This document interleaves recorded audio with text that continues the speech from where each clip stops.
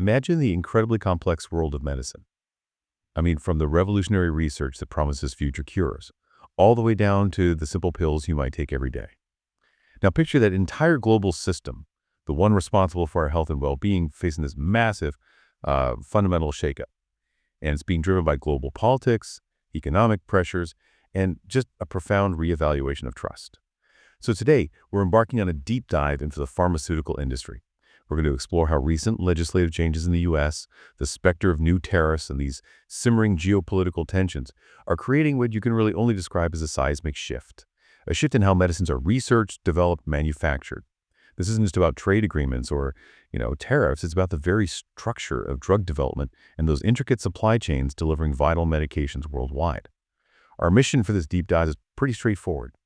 Unpack these current challenges and opportunities, introduce you to the key players involved, and really connect all the crucial dots. We want you to truly grasp the full fascinating picture of what's happening behind the scenes in global pharma.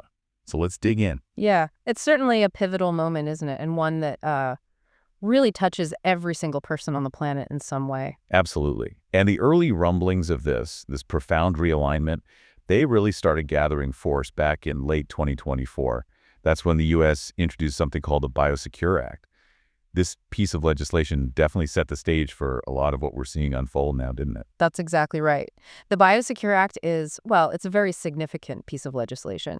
At its core, the aim is to restrict Chinese companies from getting involved in U.S. pharmaceutical research projects.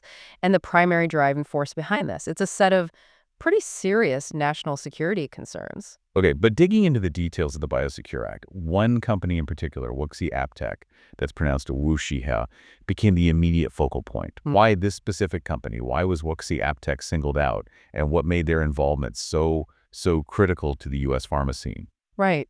Understanding why WuXi AppTec, WuXi, became such a lightning rod is really insightful here. This isn't just any contract research organization, or CRO, it's China's largest. And their dominance wasn't just about offering a low cost, though that was part of it. It was more a strategic mix of factors. They had massive investment, often state-backed, which allowed for economies of scale far beyond what many Western competitors could easily replicate. Plus, they tapped into this huge talent pool and operated on a follow-the-sun 24/7 model.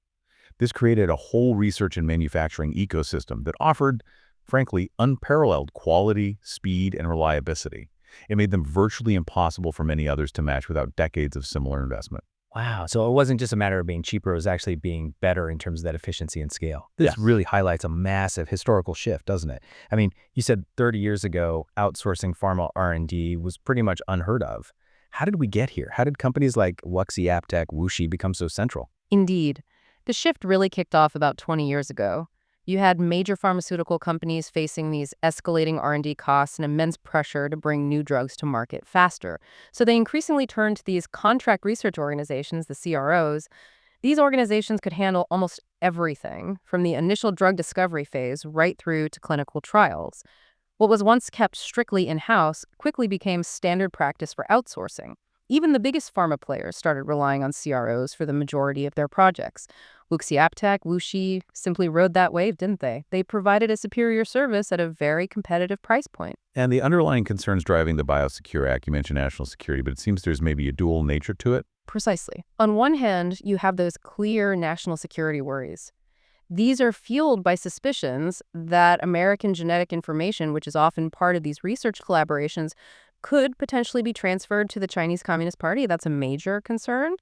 But on the other hand, you can read the legislation as having an implicit anti-monopoly angle, too. I mean, when one company like WuXi AppTec, WuXi, achieves such a dominant global position in a really critical sector like pharmaceutical R&D, it does create a single point of failure. It reduces competitive alternatives, and that can potentially stifle innovation and create, well, unhealthy dependencies. Okay, so it's about both data security and market resilience, ensuring there isn't just one dominant player. How has China responded to all this pressure? Have they pushed back? Well, the Chinese government hasn't exactly been silent, no. They've responded by putting some pressure on their own national research institutes and biotech ventures. Primarily, this has been through things like research funding restrictions. It signals their stance on these U.S. actions and, potentially encourages more domestic self-sufficiency within China. Right. So the Biosecure Act forcing this reevaluation of these really deep-seated partnerships. Companies are now scrambling, aren't they? It's pushing them hard to diversify their drug discovery research projects away from China. That's a huge strategic pivot for an entire industry, moving those projects. It absolutely is a massive undertaking. This forced pivot means companies are actively looking for alternative CRO hubs. We're seeing increased interest in regions like India and also parts of Eastern Europe, which have established, although perhaps smaller, pharmaceutical research capabilities. But the transition isn't simple at all. And that's where the core problem lies, isn't it? It's a significant hurdle. While alternatives do exist, you're saying few can truly match the sheer scale, the efficiency, that integrated ecosystem that Chinese CROs, particularly WuXi AppTec, WuXi, offered. The combination of quality, speedy delivery, reliability, and cost-effectiveness. It was just unparalleled, really. Exactly. And this creates a profound challenge, the transition, the reorganization of these incredibly complex global supply chains. It's not a quick fix. We're talking years, realistically, not months. And this will inevitably create inefficiencies, potential delays in getting new drugs developed, and ultimately, yes, higher costs for the companies navigating this forced diversification. That distinction you made earlier between R&D and manufacturing flexibility seems really crucial here. Yeah. You said research outsourcing can be somewhat nimble, you can shift projects maybe, but manufacturing, Yeah. that's a whole different beast, right? It's not as simple as just picking up your factory and moving it. Yeah. Perhaps that's where the real vulnerability lies now. Precisely. And this is where China's role becomes even more critical, perhaps even more entrenched. China isn't just a major global supplier of pharmaceutical raw materials. For some active pharmaceutical ingredients, the APIs, the actual biologically active components of a drug and their intermediates, China holds a near-exclusive manufacturing position globally. Many vital components simply aren't produced anywhere else in the necessary quantities or, frankly, qualities. That's interesting. And what about India's role here? Because India is often mentioned as a major player, especially in generics. Yes, India is a giant in supplying APIs, particularly for generic drugs. They have huge capacity. However, and this is a key detail, India itself often imports its raw materials and the intermediate chemicals needed for processing from China. So the interconnectedness is much deeper than it might first appear. It's like one of those nested dolls of dependencies, you know? That makes reshoring, bringing manufacturing back, incredibly difficult and expensive then. Immensely so. Switching your raw material sources or trying to relocate entire manufacturing facilities requires massive capital investment. You need new plants, you need regulatory approvals in new locations, which takes time. You need to train specialized human resources, rebuild completely new logistical networks. This simply isn't feasible in the short term. It just can't be done quickly. And, crucially, if these materials are eventually produced elsewhere, it will inevitably lead to higher costs. Very few countries can match the efficiency and the low prices that China has achieved, often honed over decades of focused effort and investment. And it's not just the U.S. feeling this pressure, is it?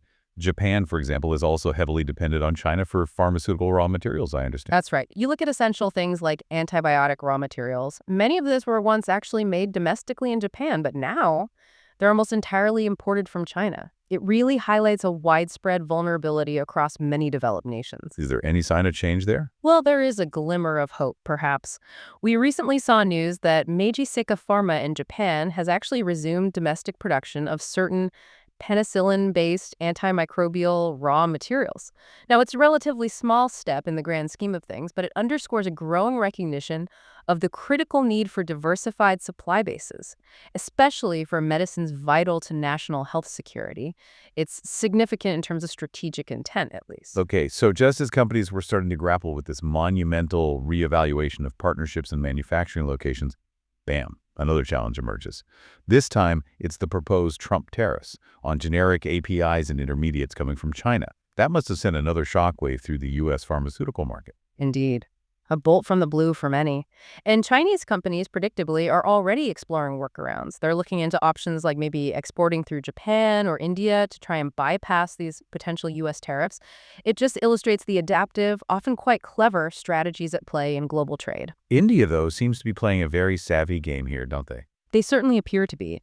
India is in ongoing tariff negotiations with the U.S. right now, and they're actively pushing for tariff exemptions specifically on pharmaceutical products exported to the U.S.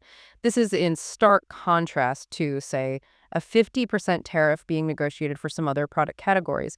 It really shows India's perceived strength and skill in these negotiations. They understand their leverage in vital industries like pharma. They're essentially saying, look, you need us, we're indispensable here, so let's talk specifics on tariffs. Right. They know their position. But while India seems to be navigating this strategically, you mentioned Japan's path is less clear. That's the concern, yes. There was a situation, for instance, where Minister Akazawa reportedly pledged substantial U.S. investment, but seemingly without a clear reciprocal agreement locked down on tariffs for Japanese exports. This highlights a potential risk, doesn't it? If you make commitments without getting something concrete in return, especially on critical trade issues like tariffs, it could leave Japan vulnerable down the line. Okay, this all raises a really important question. What does all this turmoil, the Biosecure Act, the supply chain shifts, the potential tariffs, what does it actually mean for U.S. drug prices? We know Medicare is a huge purchaser there. Yeah, what's fascinating here is Medicare. That's the U.S. government's big health insurance program, mainly for people 65 and older, kind of like Japan's healthcare for the elderly.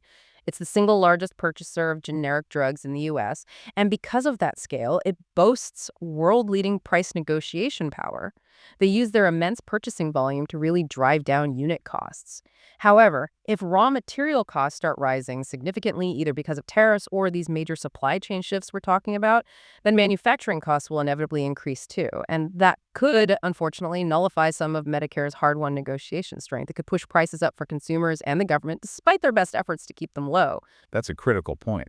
Because you often hear politicians, like Trump, for instance, criticizing high drug prices in the U.S. and demanding that pharmaceutical companies just lower them. But it seems like a common misperception that the drug's manufacturing cost is the main driver of those high U.S. prices people pay at the pharmacy. That's exactly right. The real insight, when you dig into it, is that a disproportionate chunk of what a patient or insurer pays in the U.S. often goes not necessarily to the innovator or the manufacturer, but to this incredibly complex, multi-layered system. You've got pharmacy benefit managers, PBMs, you've got insurers, various administrative overheads. It all adds up. This means that even if the drug companies themselves were to cut their base price significantly, the consumer might actually see very little difference at the counter because so much of that final cost is layered on by the intermediaries in the system itself. Right. It's the system costs. But despite these complexities, there's still this accelerating trend we're seeing. Right. Pharmaceutical companies are relocating manufacturing operations back to the U.S. It really seems like they're hedging their bets against future supply chain disruptions, trying to build more resilience domestically. Yes, this is definitely a major strategic shift underway. Boston and Cambridge, Massachusetts, they're already well-established R&D hubs, huge centers for biotech innovation. And now manufacturing is increasingly following suit, moving into those regions or nearby. A prime example is Fujifilm's U.S. subsidiary. They're currently building a massive new manufacturing facility in the U.S. specifically to handle contract manufacturing for Johnson & Johnson. And J&J has committed a staggering $2 billion over 10 years just for this new production base. That demonstrates a very serious long-term investment in domestic manufacturing capabilities. It's not just a token gesture, it's a huge financial commitment. So where does Japan fit into this manufacturing picture? They have contract manufacturers too, right? Similar to Fujifilm's U.S. subsidiary. But they seem to be facing some distinct challenges attracting these really big international projects. That's generally true, yes. While Japan certainly has capable contract manufacturing organizations, CMOs, they often struggle a bit with international sales and, frankly, negotiating power on the global stage. Historically, Japanese companies have perhaps been less adept at navigating those really complex global supply chain tenders and the kind of assertive commercial negotiations required. This makes it difficult for them to attract major overseas projects. It's not necessarily due to a lack of technical skill or quality they often excel there, but maybe more of a gap in global business development infrastructure and aggressive market positioning. And it kind of reminds me of that white elephant syndrome you sometimes hear about, where government subsidies are poured into building manufacturing facilities in Japan. But then these facilities frequently end up with low utilization rates. If they aren't consistently busy, maintenance becomes a burden, and you end up with these expensive, underused white elephant facilities dotted around the country. It feels like a missed opportunity for taxpayer money sometimes. Yes, and this raises a really important question about the effectiveness of the current subsidy system, doesn't it? I personally believe that government subsidies shouldn't just cover the initial construction costs. Perhaps they should also include requirements for achieving certain utilization rates or demonstrating profitability within a specific time frame after completion. Furthermore, a much stronger scientific and business evaluation needs to be embedded in the approval process from the start. This would help ensure that taxpayer-funded projects are commercially viable and strategically aligned with market needs, not just technologically interesting. If we connect this to the bigger picture, you could draw a parallel maybe to the TSMC Kumamoto factory. While it's an impressive facility, it's primarily producing more general-purpose chips, not the absolute cutting-edge ones. It sort of highlights this recurring challenge in attracting truly advanced technology and maximizing the economic return on these significant public investments. It really seems like there's a potential opportunity here for Japan, though, especially with the current economic climate. If they could just negotiate a clear path forward, the yen depreciation must be a huge factor now. Indeed, it could be. If Japan were able to negotiate a moderate tariff agreement with the U.S., let's say, hypothetically, something around 15%, and you combine that advantage with the current significant yen depreciation, well, suddenly, pharmaceutical manufacturing in Japan, specifically for the U.S. market, could become a very viable, maybe even attractive option economically. The cost calculations would shift dramatically in their favor. But the problem, as you mentioned earlier, seems to be the lack of clear movement or strategy for the Japanese government on these critical tariff negotiations. It feels like a moment where decisive strategic leadership is absolutely vital and maybe the clock is ticking. If we try to connect all these threads, the bigger picture is this. The pharmaceutical industry is right in the middle of a profound geopolitical restructuring. It's happening in both research and manufacturing. China, for instance, isn't just reacting passively. They are proactively moving to establish manufacturing bases inside the U.S. to secure future projects, trying to ensure they remain an integral part of the supply chain, even with the new rules. Meanwhile, Japan's response, at least externally, appears notably slower and perhaps less defined strategically, potentially missing out on some critical opportunities in this realignment. Yeah, it's clear this isn't just about trade policy anymore. It's fundamentally shaking the very structure of pharmaceutical companies globally. For companies everywhere, but particularly those in places like Japan, rebuilding their supply chains with these geopolitical risks firmly in mind. It's no longer just an option, is it? It's become a strategic necessity for long-term resilience and competitiveness. The old ways of setting up supply chains are simply not sustainable in this new environment. So, thinking about all this, as global powers reconfigure their pharmaceutical supply chains and their trade relationships, what does this profound shift ultimately mean for the affordability and the accessibility of the medicines that you rely on every day? And maybe put yourself in the shoes of a leader. What strategic decisions would you make right now to navigate these incredibly turbulent waters for the sake of both global health and economic stability? Definitely something to chew on after this deep dive.